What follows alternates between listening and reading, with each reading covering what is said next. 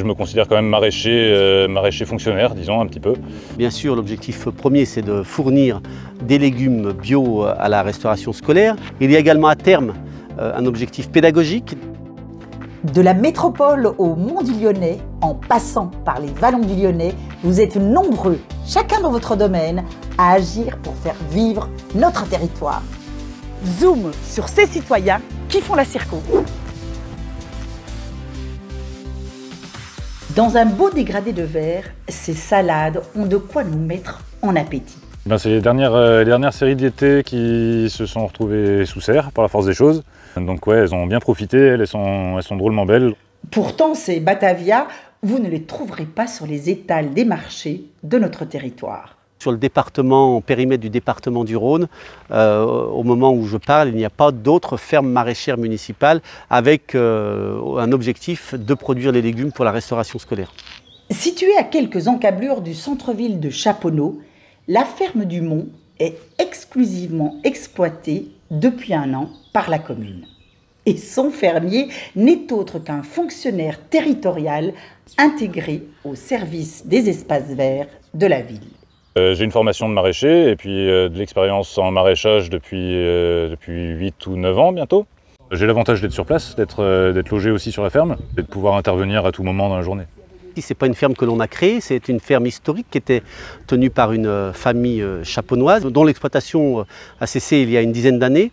Et effectivement, en début de mandat, Clémence Ducastel, mon adjointe à l'action écologique, qui nous a quittés en 2023, a eu la volonté de réinstaller sur un terrain de la commune une exploitation agricole. Répartie sur 1 hectare, cette exploitation, pas comme les autres, a permis de produire de mai à décembre l'an dernier 4 tonnes de légumes, dont 1500 salades.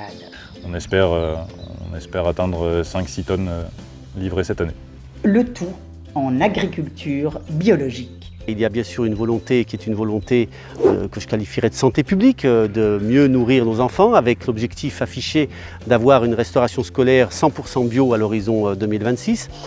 Du champ à l'assiette, c'est aussi une façon pour la commune de privilégier les circuits courts. Un menu sur 2, on va dire, il y a forcément un produit de la ferme maraîchère, donc soit sous forme de conserve, soit en produits frais.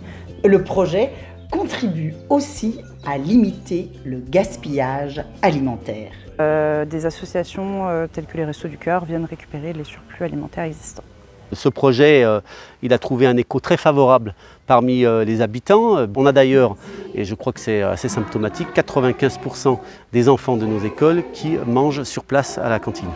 La commune y voit également un intérêt pédagogique. Et puis, il y a un volet maintien de l'activité agricole sur notre territoire. Regardons un petit peu, Chaponneau, on est au pied des monts du Lyonnais, on a un cadre magnifique. Moi, ça me convient parfaitement. Voilà un projet alimentaire durable et innovant. À l'échelle nationale, la loi Egalim, complétée par la loi Climat et Résilience, garantit au moins 50% de produits durables et de qualité, dont au moins 20% de produits bio dans les repas servis en restauration collective. À très vite dans notre circo.